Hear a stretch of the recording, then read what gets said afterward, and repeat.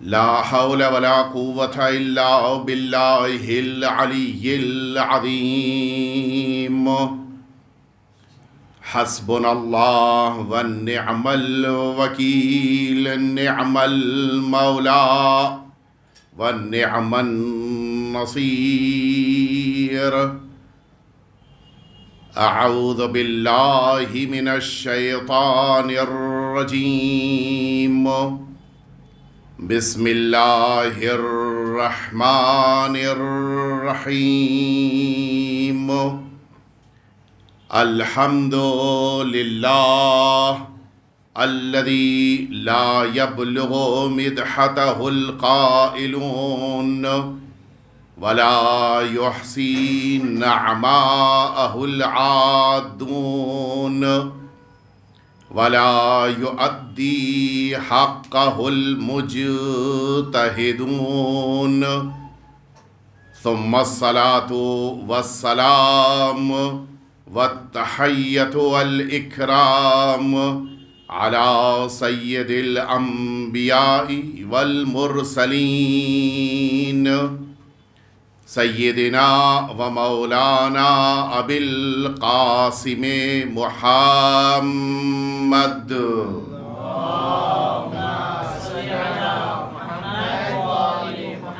صلى الله عليه وعلى أهل بيته الأطيبين الأنجبين الذين أذهب الله عنهم الرجس وطهرهم تطهيرا.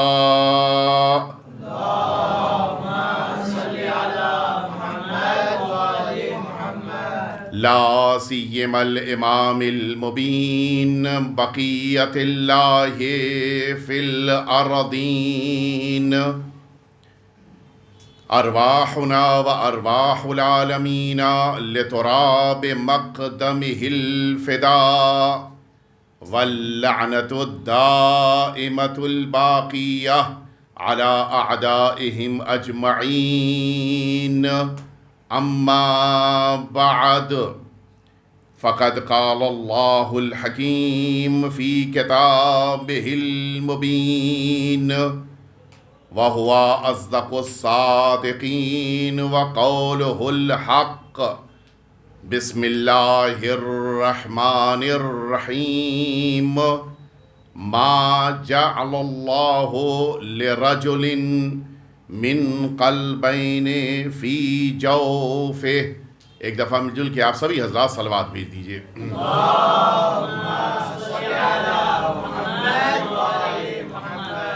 حضرات محترم، ارشاد رب العزت ہے کہ ما جعل اللہ لرجل من قلبین فی جوفہ. اللہ نے کسی بھی مرد کے پہلو میں دو دل قرار نہیں دیے ہیں. ظاہر ہے کہ گفتگو بڑی طویل ہے اور بڑی تفصیل سے کچھ باتیں آپ کے سامنے عرض کرنی تھیں، لیکن شاید ماحول جو اس وقت بن رہا ہے اس کے حساب سے گفتگو مشکل ہوگی، اس لیے کہ باہر تو موسم اچھا ہے لیکن اندر گرم ہے. بہرحال کوشش رہے گی کہ اپنی بات کو کسی حد تک ایک مرحلے تک پہنچا کر مکمل کر لے جاؤں. اللہ رب العزت نے قرآن مجید میں دو ایسے مقام ہیں کہ جہاں پر الگ الگ انسانی وجود کے حصوں کا ذکر کیا ہے. دل کا ذکر بھی قرآن مجید نے کیا ہے اور سینے کا بھی ذکر کیا ہے. اور بعض افراد کے ذہنوں میں یہ ظاہر ہے کہ مفسرین کے نظریات ہوتے ہیں، بعض مفسرین کے ذہنوں میں یہ تصور ہے کہ سینے سے مراد وہی دل ہے، جبکہ حقیقت یہ ہے کہ جو انداز قرآن مجید ہے اس سے صاف پتہ چلتا ہے کہ اللہ نے سینے کے لیے سینہ استعمال کیا ہے اور دل کے لیے دل استعمال کیا ہے. یعنی دونوں ایک نہیں ہیں بلکہ الگ الگ ہیں. اور اسی بنا پر روایات کی دنیا میں بھی ان دونوں کلمات کو الگ الگ طور پر الگ الگ شکلوں میں بیان کیا گیا ہے۔ موقع نہیں ہے کہ میں عرض کروں کہ کس بنا پر سینے کو دل سے تعبیر کیا بعض مفسرین نے، اور اس کا بھی موقع نہیں ہے کہ یہ بات بیان ہو کہ کیوں بعض مفسرین نے قبول نہیں کیا ہے۔ لیکن ایک حقیقت ہے کہ قرآن مجید نے دل کو بڑی عزت کی نظر سے دیکھا ہے اور سینے کے لیے ان کلمات کو استعمال کیا ہے کہ جن سے محسوس ہوتا ہے کہ وہ عظمت جو دل کے پاس ہے وہ اس سینے کے لیے اللہ کے نزدیک نہیں ہے۔ لہٰذا ان دونوں مرحلوں کو سمجھنے کی ضرورت ہے، اور ان دونوں کے متعلق جو آیات شریفہ ہیں ان پر غور کرتے ہوئے کسی نتیجے تک پہنچنے کی ضرورت ہے۔ جب دل کی تعظیم کا مرحلہ آیا تو اللہ رب العزت نے فرمایا کہ یہ دل اتنا باعظمت ہے کہ اس دل پر پروردگار نے اپنے قرآن کو اتارا ہے۔ قرآن مجید جیسی عظیم الشان کتاب کا قلب پر نازل ہونا، یہ خود اس دل کے لیے اس سے بڑی کوئی عزت نہیں ہو سکتی۔ اللہ رب العزت چاہتا تو اس انسانی وجود میں کہیں بھی اس قرآن مجید کو قرار دے سکتا تھا، لیکن اللہ نے اس دل پر یہ قرآن اتارا۔ نزل بہ الروح الامین علی قلبک، اور یہی وہ جگہ ہے جہاں پر علی استعمال ہوا ہے، ورنہ بقیہ تمام جگہوں میں قرآن مجید نے فی استعمال کیا ہے قلب کے ساتھ۔ وہ بھی ایک تفصیل ہے کہ جو اب موقع نہیں اجازت دے رہا ہے کہ اس کی طرف لے کر جاؤں۔ ارشاد رب العزت ہو رہا ہے کہ وَنَزَلَ بِهِ الرُّوحُ الْأَمِينُ عَلَىٰ قَلْبِكَ، اے پیغمبر یہ روح الامین کو آپ کے دل پر اس قرآن کے ساتھ اتارا ہے۔ یعنی اگر مرکز قرآن ہے تو یہ دل ہے، اور اسی بنا پر اس دل کا ایک خاص رشتہ ہے کہ جو خاص رشتہ نہ صرف یہ کہ قرآن سے ہے بلکہ ایک اور ذات سے ہے کہ جس کی طرف مجھے لے کر جانا ہے۔ قرآن مجید نے اسی دل کے لیے وہ لفظ استعمال کیا کہ جو واقعاً باعث عظمت ہے۔ قرآن مجید کہہ رہا ہے کہ یہ دل ہے کہ جس کو اللہ رب العزت نے اس انداز سے قرار دیا ہے کہ یہی دل انسان کے لیے سکون کا مرکز بن جاتا ہے۔ وَأَنزَلَ اللَّهُ سَكِينَتَهُ فِي قُلُوبِ الْمُؤْمِنِينَ، اللہ رب العزت نے سکون کو قرار دیا ہے مؤمنین کے دلوں میں۔ اس کے معنی ہے کہ مؤمن کے دل میں یہ سکون پایا جاتا ہے، اور اس کا رشتہ ظاہر سی بات ہے کہ جب دل سے ہے تو پھر ایک اور مرحلے کی طرف میں آپ کو لے کر چلوں۔ یہی دل ہے کہ جس کو پروردگار عالم نے اطمینان کا مرکز بھی بنایا ہے۔ جس موقع کے اوپر جناب عمار اپنے پیغمبر کے پاس واپس پلٹے اور روتے ہوئے گڑ گڑاتے ہوئے فریاد کرتے ہوئے کہ یا رسول اللہ غضب ہو گیا، مجھے ان کفار کے درمیان ان کلمات کو اپنی زبان پہ جاری کرنا پڑا کہ جن کی بنا پر، جن کلمات کی بنا پر اسلام سے انسان خارج ہو جاتا ہے۔ جانتے ہیں آپ والدین کو قتل کیا جا رہا تھا، جناب یاسر اور جناب سمیہ کو، اور یہ کہا جا رہا تھا کہ تم اگر اپنے پروردگار کو چھوڑ کر ہمارے خدا کا نام لے لو تو تم بچ جاؤ گے۔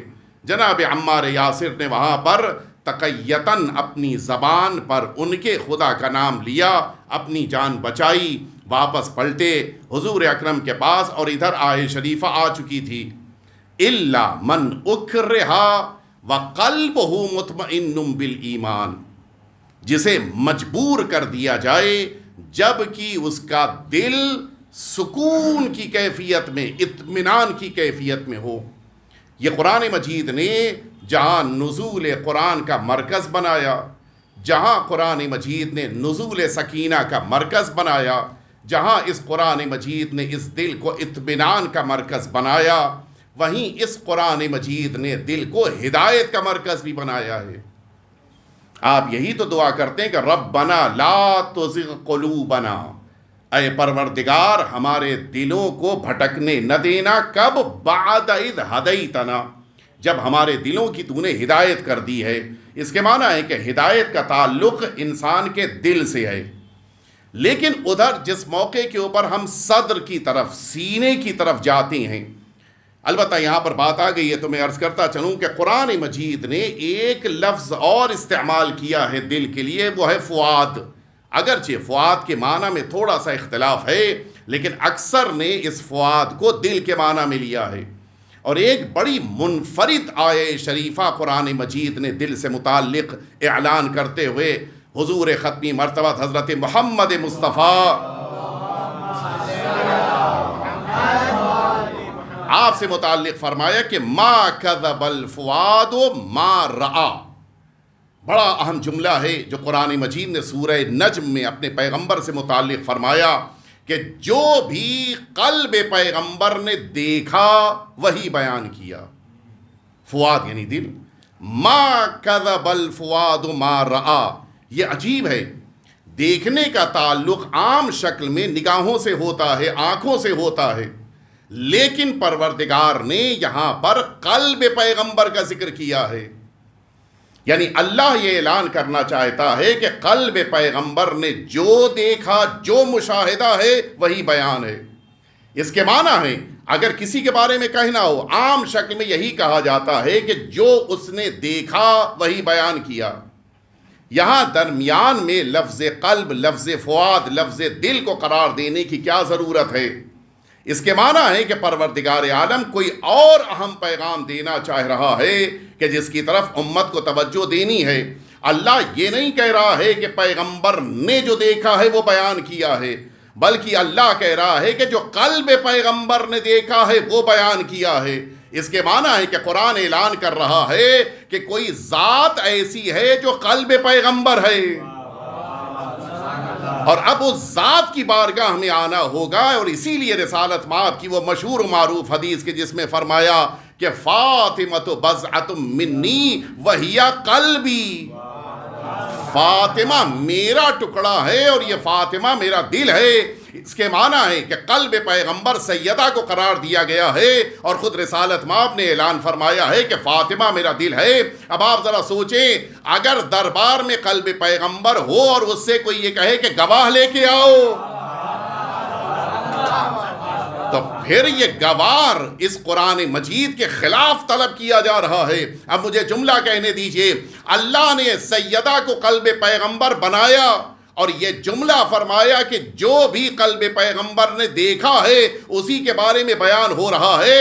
اب اگر کوئی قلب پیغمبر سے گواہی مانگ رہا ہے تو وہ منکر رسول بھی ہے, منکر قرآن بھی ہے. اس لیے کہ اللہ کے رسول کے لیے یہ مسلمات میں سے ہے کہ جناب سیدہ کو آپ نے اپنا دل قرار دیا ہے. اور کیوں اعتراض ہے؟ اس اعتراض کی وجہ بھی یہی ہے کہ سب کچھ اپنی بیٹی کے لیے فرما دیا اور کسی کو محروم رکھا. کچھ ان کے بارے میں بھی مل جاتا تو پھر بہت بڑی بات ہو جاتی. لیکن حقیقت یہ ہے کہ اللہ کے رسول کو پتا ہے کہ دل کون ہے اور دل کا دشمن کون ہے. اللہ کے رسول نے, یہ عجیب ہے, قلب انسان کا انسان کے ساتھ رہتا ہے, لیکن رسالت مآب کے قلب کو پروردگار نے بیت پیغمبر کے بغل میں قرار دے کر بتا دیا کہ جب تک ان کے گھر میں رہیں گے سکون نہیں ملے گا. اس لیے کہ دل ہوگا تبھی انسان کو سکون ملے گا. اور یہی وجہ ہے جب پیغمبر اسلام نے فرمایا کہ انی اجد فی بدنی ضعفا یا ضعفا, وہ جو جملہ آپ کا مشہور ہے کہ آپ نے فرمایا کہ میں ضعف یا ضعف محسوس کر رہا, البتہ دونوں میں تھوڑا سا مائنر ڈفرینس ہے, لہٰذا میں آپ کو آپ کے سامنے دونوں لفظ بیان کر دیے. جب رسالت مآب کے بدن میں ضعف ہے تو پھر آپ کو تو سیدھے اپنے گھر چلے جانا چاہیے تھا. یہ بیٹی کے گھر آنے کی وجہ کیا ہے؟ شاید پیغمبر جواب دیں مجھے ضعف گھٹانا تھا, بڑھانا تھوڑی نہیں تھا.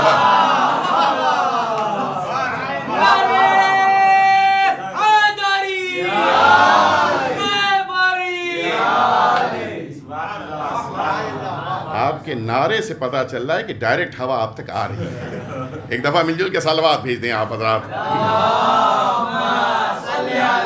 پنکھا اور شاید اس کو بھی کھول دیں, شاید کچھ گرمی کم ہو جائے. ایک دفعہ اور مل جل کے صلوات بھیج دیں آپ حضرات.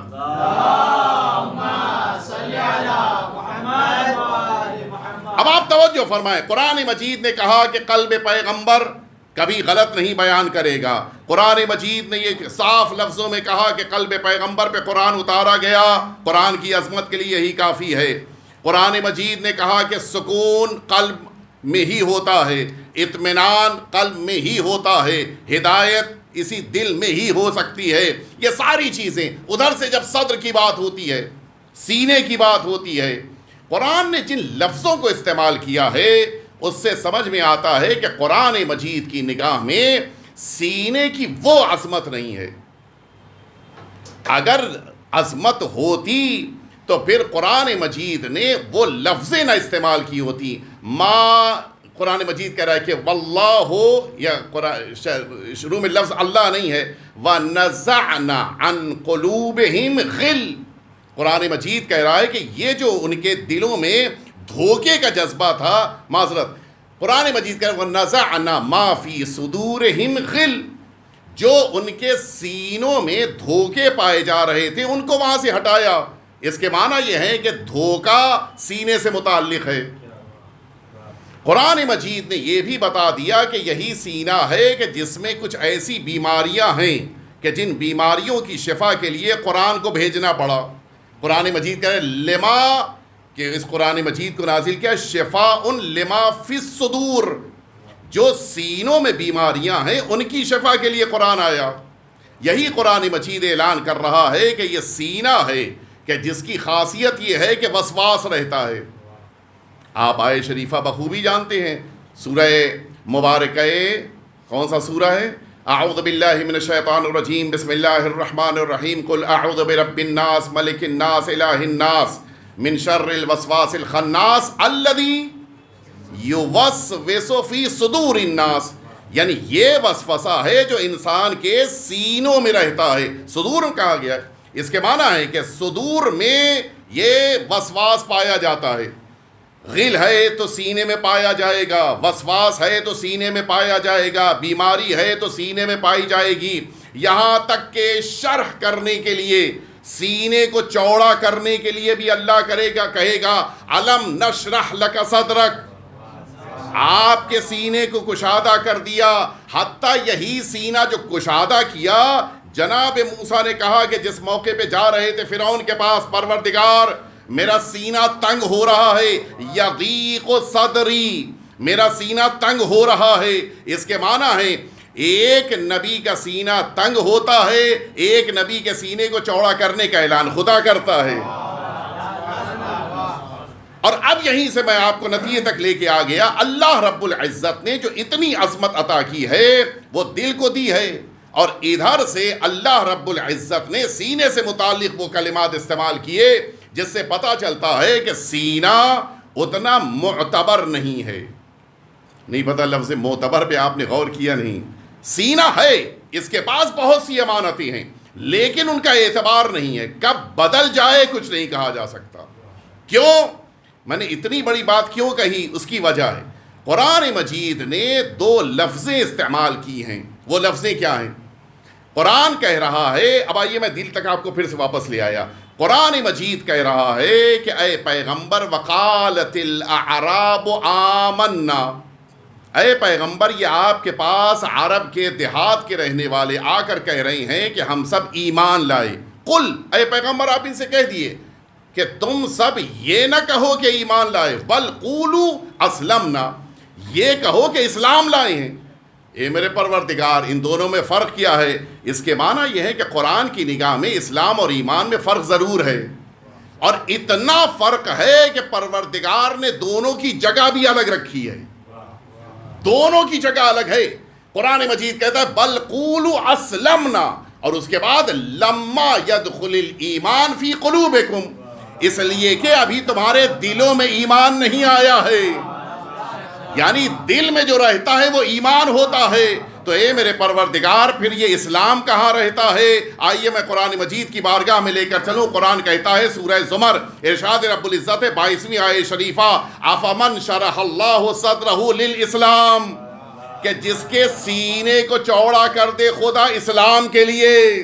اور فرمایا، اور پھر قرآن مجید کہہ رہا ہے کہ یہی سینہ ہے کہ جس کے لیے کیا ہے، یہ خاصیت ہے کہ اس کے اندر شرح صدر ہوگا. لیکن کس کے لیے ہوگا؟ قرآن مجید کہہ رہا ہے کہ واللہ، خدا شرح کرتا ہے بالکفر صدرا، کفر کے لیے ان کے سینے کو چوڑا کر دیتا ہے. اس کے معنی ہے یہی سینہ ہے، اگر چوڑا ہو جائے تو اسلام آ جاتا ہے، اور اگر چوڑائی کچھ اور بڑھ جائے تو کفر بھی آ سکتا ہے.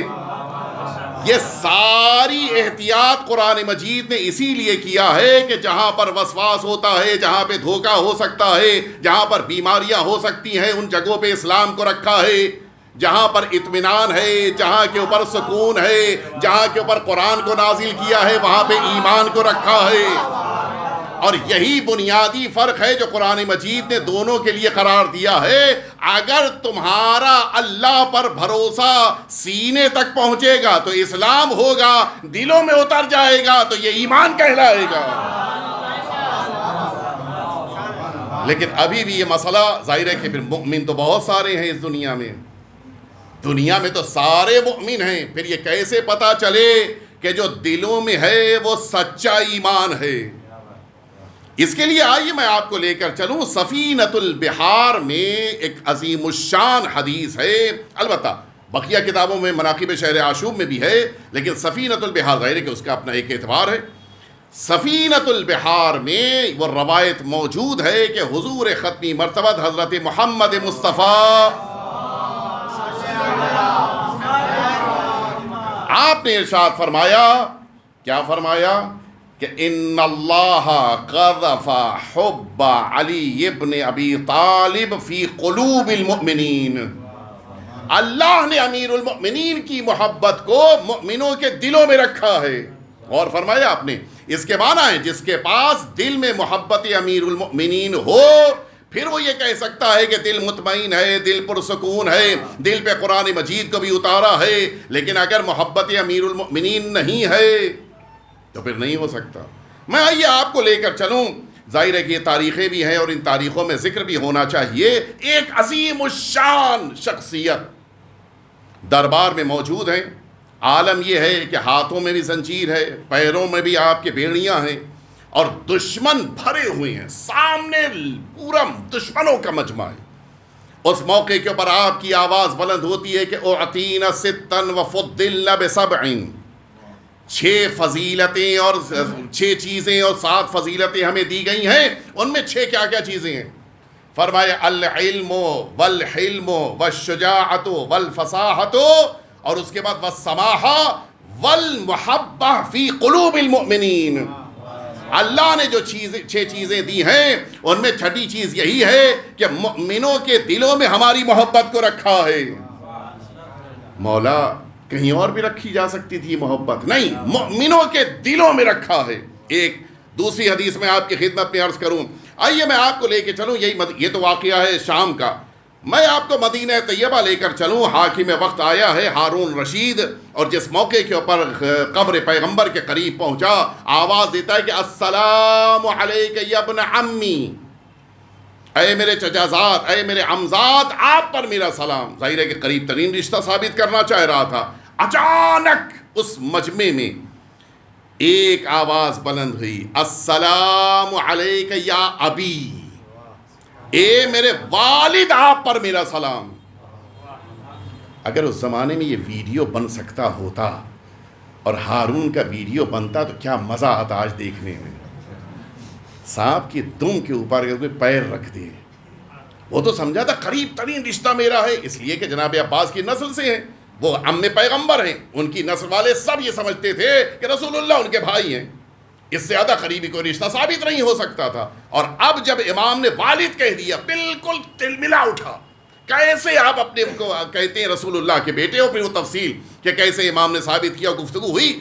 آخر گفتگو میں امام سے وہ کہتا ہے کہ آخر وجہ کیا ہے کہ یہ سارے لوگ آپ کو مانتے ہیں، لگتا ہے کہ آپ سرن بڑی خاموشی کے ساتھ لوگوں سے بیعت لیتے ہیں. اس موقع پر جو امام کا جواب ہے بڑا قیمتی ہے. امام فرماتے ہیں کہ نادان، تم سوچتے ہو کہ ہم لوگوں سے بیعت لیتے ہیں، جبکہ حقیقت یہ نہیں ہے، ہم میں اور تم میں فرق ہے۔ وہ فرق کیا ہے؟ مولا فرماتے ہیں کہ انا امام القلوب وانت امام الجسود، ہم میں اور تم میں بنیادی فرق یہی ہے، تم جسموں پہ حکومت کرتے ہو، ہم دلوں کے امام ہیں۔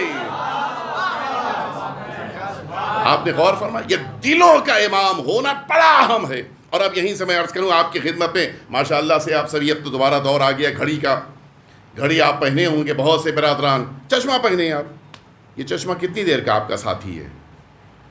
کتنی دیر؟ آپ گھبرائیں نہیں بھائی، ہم لیں گے نہیں، یہ کتنی دیر کا ساتھی؟ ابھی آپ جہاں بستر پہ گئے لیٹنے کے لیے، یہ چشمہ کہیں ہوگا، آپ کہیں اور سو رہے ہوں گے۔ آپ کی انگوٹھی ہے، جب باتھ روم میں آپ نہانے کے لیے گئے، انگوٹھی کو آپ اپنے بستر پہ چھوڑ کے چلے گئے۔ آپ مثلاً یہاں تک آئے، کوئی جوتا پہن کے آئے، کوئی چپل پہن کے آیا ہے، اندر لے کے کوئی نہیں آیا، وہ تو بس ایک ہے کہ جو عرش پہ گئی، ورنہ بقیہ تو کسی کے نصیب میں نہیں ہے کہ وہ مقدس جگہ پہ چلے۔ فخلع نعلیک، جناب موسیٰ تک کو حکم ہے کہ چھوڑ کے آنا ہے، توجہ ہے نہیں؟ سب کچھ، جتنی چیزیں آپ کے پاس ہیں، یہ لباس پہنے ہوئے ہیں آپ، یہ لباس کتنی دیر کا آپ کا ساتھی ہے؟ ادھر آپ بستر کے قریب پہنچے اور آپ کا لباس اتر گیا، بدل گیا، اتر نہیں گیا، بدل گیا، ہے یا نہیں؟ صبح میں آپ کا لباس کچھ اور ہوگا، دوپہر میں کچھ اور ہوگا، رات آتے آتے کچھ اور بن جائے گا، پھر بستر پہ سونے کے موقع پہ کچھ اور ہوگا، پھر یہ تبدیل ہو رہا ہے۔ لیکن جو آپ کے دل میں ہے، جو محبت آپ کے دل میں 1 سال کی عمر میں ماں باپ کے لیے تھی، 80 سال کے ہو جائیے وہی رہے گی۔ نہیں غور فرمایا آپ نے؟ دونوں میں بنیادی فرق یہی ہے، جو چیزیں جسموں سے متعلق ہوتی ہیں وہ بدلتی رہتی ہیں، جو دل میں رہتا ہے وہ دائمی ہوتا ہے۔ امام نے فرمایا کہ تو جسموں کا مالک ہو سکتا ہے، تو جسموں کا حاکم ہے، ہم مومنوں کے دلوں میں رہتے ہیں۔ آج آپ کسی بھی ان کے والے کو، بڑے سے بڑے لمبی داڑھی والے کو بلا لائیے اور پوچھئے کہ تمہارا مسئلہ 18واں کون تھا، نہیں بتا پائیں گے۔ اور ہماری قوم کے بچے سے بھی پوچھئے کہ 7ویں امام کون ہیں، فرق کیوں ہے؟ کہا ان کے بدلتے رہے، امامت ثابت ہے، زمانے کے ساتھ امامت رہتی ہے اور بدل نہیں سکتی ہے، یہ ہو نہیں سکتا کہ 7ویں بدل جائیں۔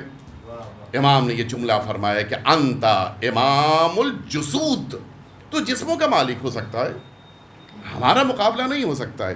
آپ نے غور فرمایا۔ اب میں اس آخر جملے تک آپ کو لے کے آ گیا جہاں سے بات شروع کی تھی۔ بات کہاں سے شروع ہوئی تھی؟ پروردگار نے ہمارے لیے 2 دل نہیں رکھے، ایک ہی دل رکھا، اور بڑی احتیاط سے لفظیں استعمال کی ہیں قرآن مجید نے۔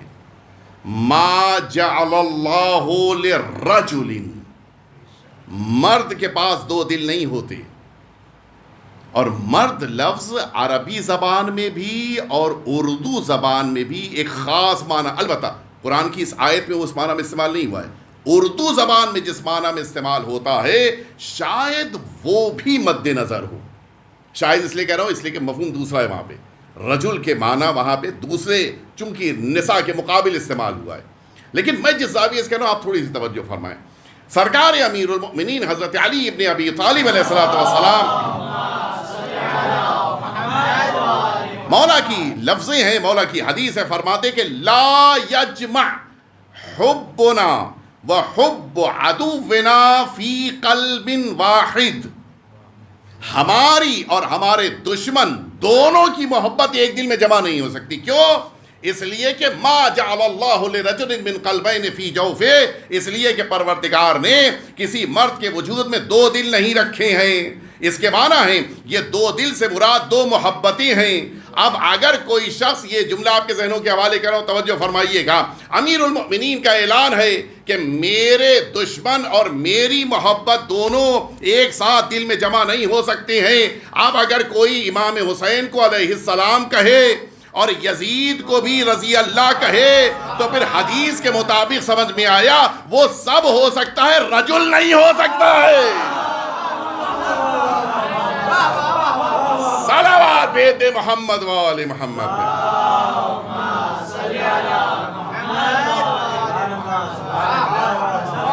اللہ رب العزت نے ما جعل اللہ لرجل من قلبین فی جوفہ، دو دل مرد کے وہاں نہیں رکھے ہیں، پھر وہ کچھ بھی ہو جائے وہ جمل میں ادھر ہے ادھر نہیں، ہو ہی نہیں سکتا۔ امیر المؤمنین کی محبت ہے تو پھر ان کے دشمن کی محبت نہیں آ سکتی۔ اور بس آخر کلام تک میں آپ کو لے کے آ گیا، اللہ رب العزت نے اس دل میں ایک اور شے رکھی ہے، اور اتفاق یہ ہے کہ دونوں جگہوں پہ مومن لفظ آیا ہے۔ وہ دل میں کیا رکھا ہے اللہ نے؟ سرکار، میں شخصیت کا نام لوں اس سے پہلے میں ایک جملہ آپ کی خدمت میں عرض کروں۔ دیکھیں اللہ کے پاس پورا اختیار ہے، جو چیز جہاں چاہے اللہ رکھ سکتا ہے، آنکھ کے حوالے جو چاہے کر دے، ناک کے حوالے جو چاہے کر دے، زبان کے حوالے جو چاہے کر دے، کان کے حوالے جس شے کو چاہے کر، یہ اللہ کے اختیار میں ہے۔ لیکن اللہ رب العزت نے کیا فرمایا؟ پہلی حدیث میں عرض کروں آپ کی خدمت میں، حضور ختمی مرتبہ حضرت محمد مصطفیٰ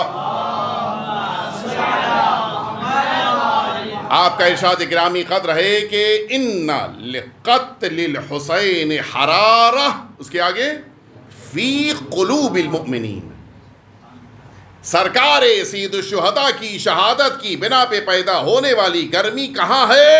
مؤمنوں کے دلوں میں۔ اب آپ انصاف سے بتائیں، عاشور کے دن ساری امت دو حصوں میں بٹ جاتی ہے، ایک سیاہ لباس پہنے ہیں، فرش عزا بچھا رہے ہیں، ماتم کر رہے ہیں، گریہ کر رہے ہیں، سوگ منا رہے ہیں، اور کچھ ہیں لال ہرے پیلے کپڑے پہنے ہوئے من پکنک بنا رہے ہیں۔ ہو رہا ہے کہ نہیں ہو رہا ہے؟ یہ دونوں کا بنیادی فرق بتا رہا ہے کہ جو رسالت مآب نے فرمایا تھا کہ ان لقتل الحسین حرارہ فی قلوب المؤمنین، تو گرمی جہاں پر ہوگی، سوگ جہاں پر ہوگا، عزا جہاں پر ہوگی، اس کا دل مومن کا ہونا چاہیے۔ تو اب یہ تو طے ہو گیا کہ سوگ منانے والے کچھ بھی ہوں وہ مومن کی فہرست سے باہر نہیں جا سکتے۔ یہ ایک حدیث۔ دوسری حدیث فرمایا ہمارے اور آپ کے چھٹے امام امام جعفر صادق علیہ السلام نے، مولا فرماتے ہیں کہ اذا اراد اللہ بعبد خیرا، جب اللہ کسی بندے کے ساتھ اچھائی کرنا چاہتا ہے تو اسے کیا دیتا ہے؟ بامبے میں 2000 اسکوائر فٹ کا گھر تھوڑی دے دیتا ہے۔ کیا دیتا ہے اللہ؟ اللہ کیا دیتا ہے سوچئے نا۔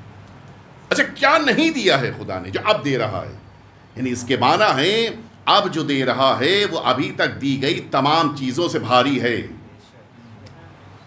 اللہ کیا دے گا؟ اذا اراد اللہ بعبد خیرا قاذف، وہی لفظ جو سرکار امیر المؤمنین کے لیے استعمال کیا تھا، قاذف فی قلبہ حب الحسین، اللہ اس کے دل میں امام حسین کی محبت کو قرار دیتا ہے۔ یہ دو حدیث ہو گئی، بس میں نتیجے تک آپ کو لے کے آ گیا۔ کیوں اللہ نے محبت امام حسین کو دل میں رکھا؟ کیوں سرکار سید الشہداء کا سوگ دل میں قرار دیا؟ آنکھ کے حوالے بھی کر سکتا تھا، گریہ کرتی آنکھ، زبان کے حوالے کر دیتا، گفتگو کرتی امام حسین کے بارے میں زبان، کان کے حوالے کر دیتا، آقا کی زیارت کو سننے کا شوق، نوحہ سننے کا شوق رکھتا رہتا ہمیشہ، ہاتھوں کے حوالے کر دیتا، ہمیشہ ماتم کرتے ہاتھ، فکر کے حوالے کر دیتا، صبح و شام یہ فکر امام حسین سے متعلق رہتی، کیا مشکل تھی؟ نہیں، اللہ رب العزت نے محبت امام حسین کو اور سوگ امام حسین کو کہاں رکھا؟ دل میں رکھا۔ وجہ کیا ہے؟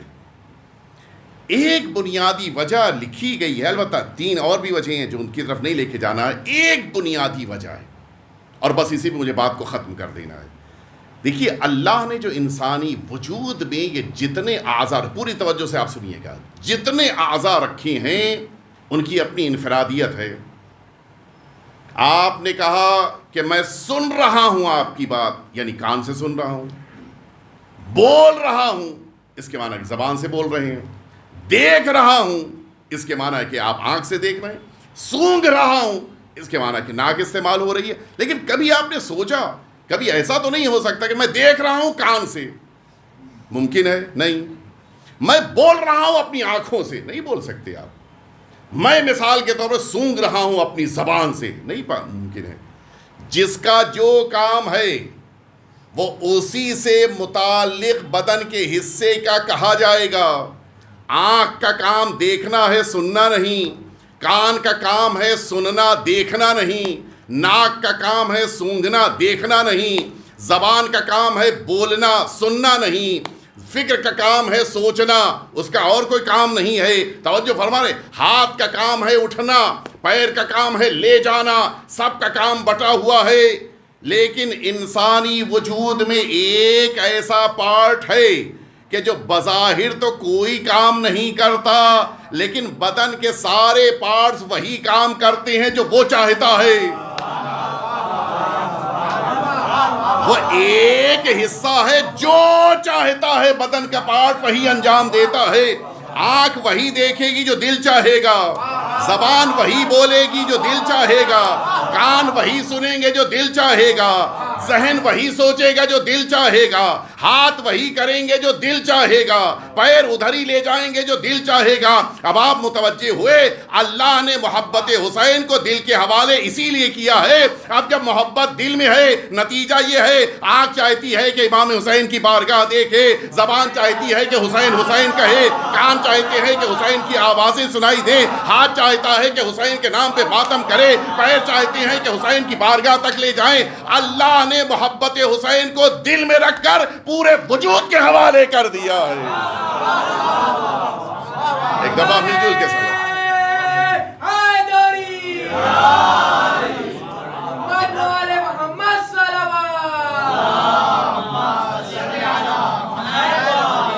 یہ پورے وجود کے حوالے اللہ نے محبت حسین کو کر دیا ہے۔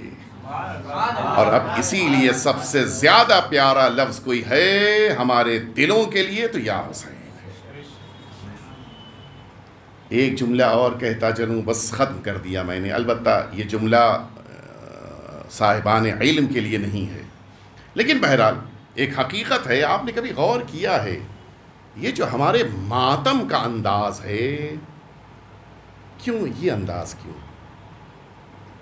ماتم کے بہت سے طریقے ہو سکتے ہیں، حتیٰ آپ بس دو طرح سے ماتم کرتے ہیں، 2 ہاتھ کا ماتم اور 1 ہاتھ کا ماتم۔ 2 ہاتھ کا ماتم تو ٹھیک ہے، وہاں بھی یہ عمل ہو رہا ہے، لیکن جب 1 ہاتھ کا ماتم ہوتا ہے، آپ میں سے کوئی ایک ہے جو لیفٹ ہینڈر ہے؟ کون ہے؟ سب میرے ذہن میں نہیں آ رہا ہے۔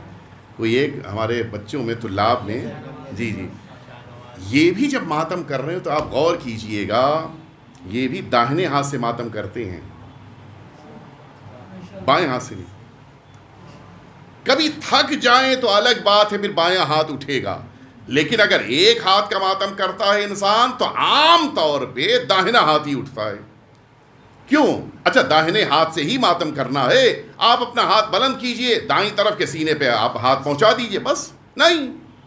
اچھا آپ کو سینے کے علاوہ کہیں، مثلا پیٹ کے اوپر آپ ماتم کر لیے، نہیں پیٹ پہ بھی نہیں ہوگا۔ اچھا اگر آپ کو ماتم ہی کرنا ہے تو بالکل بیچ میں آپ سینے کے ماتم کر لی، وہاں بھی نہیں ہوگا۔ کہاں ہوگا؟ داہنا ہاتھ اٹھے گا اور وہاں پہنچے گا جہاں سینے میں دل ہے۔ وجہ کیا ہے؟ یہ ہم ماتم نہیں کر رہے ہوتے ہیں، یہ امام حسین کی جو محبت دلوں میں چھپی ہے اس کا اعلان کر رہے ہوتے ہیں۔ یہ محبت امام حسین ہے جو ہمارے سینوں میں، دل کے اندر اللہ نے رکھا ہے۔ قذف فی قلبہ، اس کے دل میں اللہ رکھتا ہے۔ بس میں نے ختم کر دیا۔ ایک جملہ اور کہہ دوں تاکہ آپ بات مکمل ہو جائے۔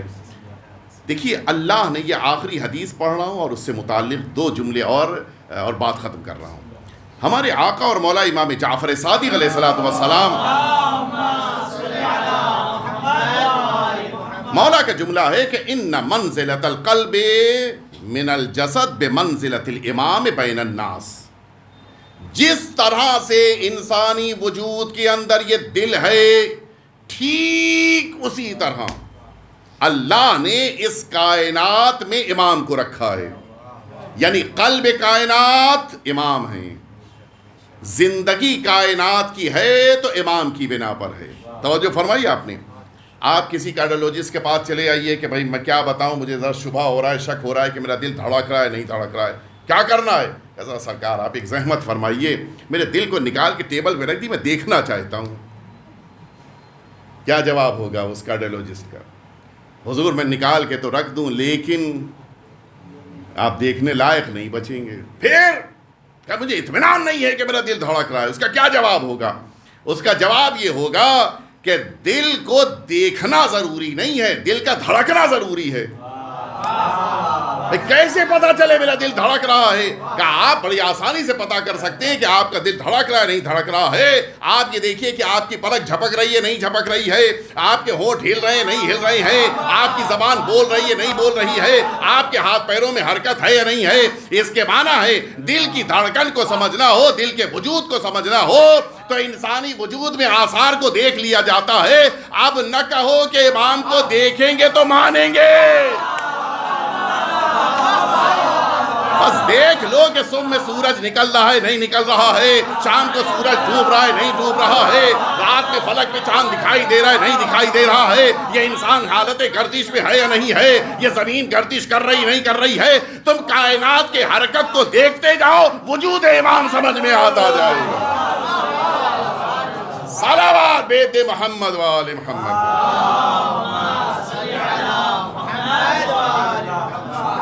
بس میں نے ختم کر دیا، اور حقیقت یہی ہے کہ اگر انسان کی آنکھ میں درد ہو تو بہرحال وہ سو لیتا ہے، ہاتھ میں درد ہو پھر بھی سو لیتا ہے، لیکن اگر دل میں درد ہو تو سکون نہیں ملتا۔ اللہ نے امام حسین کی محبت کو کچھ اس طرح سے دل میں رکھا ہے کہ اب انسان کو سکون نہیں ملتا اگر روز عاشوراء آ جائے۔ کیسے دلوں کو سکون ملے؟ جب دل بے چین ہو، جب قلب کائنات مشکلات میں ہو، جب قلب کائنات آزمائشوں میں ہوں، تو کیسے انسان کو سکون ملے؟ میں نے آپ کے دلوں کو سرزمین کربلا تک پہنچایا، لیکن یہ بھی حقیقت ہے کہ کربلا کی کس کس مصیبت کا ذکر کیا جائے۔ آپ ایک مصیبت ہر روز 10 دن محرم میں سنتے ہیں، جناب قاسم کی شہادت کا ذکر ایک دن ہوتا ہے، سرکار وفا کے مصائب کا تذکرہ ایک دن ہوتا ہے، ننھے علی اصغر کے مصائب ایک دن بیان ہوتے ہیں، جناب علی اکبر کے مصائب ایک دن بیان ہوتے ہیں، لیکن ہم برداشت نہیں کر پاتے۔ کوئی زہرا کے لاڈلے حسین سے پوچھے، جنہوں نے ایک دوپہر میں ان تمام مصیبتوں کو برداشت کیا، کیسے میرے آقا نے ان مصیبتوں کو برداشت کیا ہوگا؟ لیکن ہاں، ہمارا کروڑوں سلام ہو اس حسین پر جو میدان کربلا میں ان ساری مصیبتوں کے باوجود آواز دے رہے تھے کہ پروردگار حون علی ان ھذا فی عیناک، اے میرے پروردگار ان مصیبتوں کو حسین اس لیے برداشت کر لے رہا ہے کہ وہ جانتا ہے کہ تو دیکھ رہا ہے، میرا مالک دیکھ رہا ہے، میرا خالق دیکھ رہا ہے۔ اور اسی بنا پہ میدان کربلا میں امام حسین ہر موقع کے اوپر ایک انداز ہے، لیکن ایک ایسا موقع آیا ہے کہ جس موقع پر امام حسین کا انداز بدل گیا، امام حسین کا طریقہ کار بدل گیا۔ میدان کربلا میں ہر مجاہد اپنے پیروں سے آیا، لیکن اس موقع پر حسین اس مجاہد کو اپنی گود میں لے کے آئے ہیں۔ میدان کربلا میں ہر مجاہد نے شہادت کے موقع پر امام حسین کو آواز دی ہے، اور امام حسین نے اس ننھے مجاہد کو اپنی آغوش میں لے کر درجہ شہادت کے موقع پر خود کو حاضر کیا ہے۔ آئیے میں اگلے مرحلے تک آپ کو لے کر چلوں۔ جس حسین کے قدم علی اکبر کے جنازے کو اٹھاتے ہوئے نہ رکے، وہ حسین جو اون اور محمد کے جنازوں کو لے کے آئے لیکن قدم نہ ٹھہرے، جو جناب قاسم کے جنازے کو لے کے آئے لیکن اس موقع پہ بھی قدم نہ ٹھہرے۔ نہ جانے اس ننھے سے بچے کا کتنا وزن ہے۔ اب جو حسین میدان کربلا سے خیمے کی طرف واپس آ رہے ہیں، کبھی آگے جا آتے ہیں کبھی پیچھے آتے ہیں، آواز دیتے جا رہے ہیں انا للہ و انا الیہ راجعون۔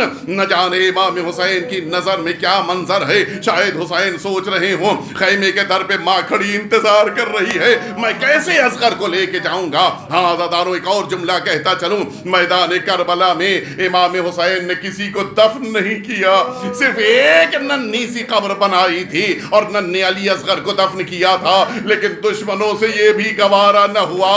عصر عاشور کے بعد اب جو جنازوں کو شمار کیا گیا اور 6 ماہ کا جسم نہیں مل رہا ہے، سنو عزاداروں، اب میدان کربلا میں گھڑ سواروں کو دوڑایا گیا۔ وہ گھڑ سوار جن کے ہاتھوں میں نیزے ہیں، وہ زمین کربلا پہ نیزے چبوتے جا رہے ہیں، شاید کوئی نرم زمین مل جائے۔ اور سنیں عزاداروں، اب جو زمین کربلا میں نیزہ داخل ہوا، ایک چھوٹا سا جسم نیزے کے ساتھ بلند ہونا شروع ہوا۔ ماں بلندی پہ کھڑی دیکھ رہی تھی، اب جو دیکھا کہ علی اصغر کا جسم ہے، ماں گھبرا کے زمین پہ بیٹھ گئی۔ اے میرے پروردگار، میرے اصغر پہ رحم کرنا۔ اور سن سکو گے عزاداروں، وہ ننھا سا گلا جو تیر سے شعبہ سے تقریباً علیحدہ ہو چکا تھا، اس پہ دوبارہ خنجر چلا، اور اب یہی گلا علیحدہ ہو کر نوک نیزہ کی بلندی پہ ہے۔ ماں آواز دیتی رہی، اے بیٹا اصغر، میں تمہارے چہرے کو دیکھ کے کیسے یہاں سے کوفے سے شام سفر کروں گی۔ ألا لعنة الله على القوم الظالمين وسيعلم الذين ظلموا أي منقلب ينقلبون إلهي بحق الزهراء وأبيها وبعلها وبنيها والسر المستودع فيها أن تصلي على محمد وآل محمد۔ پروردگار ہم سبھی کے آقا اور مولا کے ظہور میں تعجیل فرما، ہم سبھی کو حضرت کے خدمت گزاروں میں شمار فرما۔ پروردگار ہم سبھی سے ہماری یہ عبادت قبول فرما۔ پروردگار وہ تمام مؤمنین جو عزاداری امام حسین میں مصروف ہیں، ان سبھی کی توفیقات میں اضافہ فرما۔ ربنا تقبل منا انک انت السمیع العلیم۔